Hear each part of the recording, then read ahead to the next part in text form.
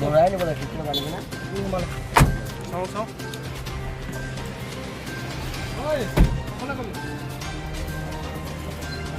বোলে চোৱাচোন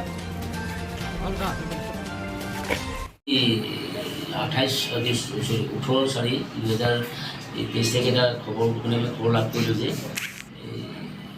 ডিমাপুৰৰ পৰা কিছুমান অবৈধভাৱে ড্ৰাগছ সৰবৰাহ কৰি আনিছে। সেই খবৰ পাই পুৱা আমি 8:20 বজাত মই মোৰ সংগীয় ষ্টাফ আৰু মাননীয় SDP ভূপেন মহোদয় 20 CBN CRPF কমাণ্ডাৰ ৰবিগিল চাহাব সৈতে আমি আমাৰ খাকাজান নাকাচ চেকিং পইণ্টত নাকাচ এটা কৰিলোঁ।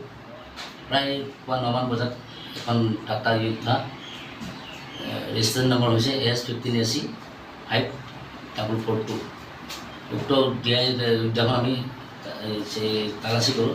তালাচী কৰাৰ ফলত আমি কেবিনৰ পৰা প্ৰায় 54টা চাবোনৰ বাবে সন্দেহযুক্ত আমি ড্ৰাগছ উদ্ধাৰ কৰিবলৈ সক্ষম হওঁ।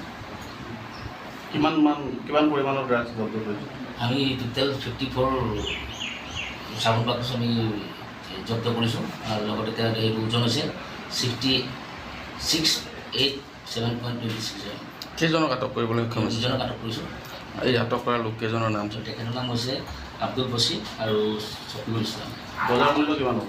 এইটো বজাৰ মূল্য প্ৰায় 3 কোটি মান হ'ব। ক'ৰ পৰা ক'লৈ লৈ গৈ আছিলে? এইটো আনিছিলে আপোনাৰ ডিমাপুৰৰ পৰা আনিছিলে, তেওঁলোকে বৰপেটা নিব দিছিলে। ক'ৰ বাসিন্দা আছিলে তেওঁ? আটকাধীন ব্যক্তিজনৰ ঘৰ হৈছে বৰপেটা।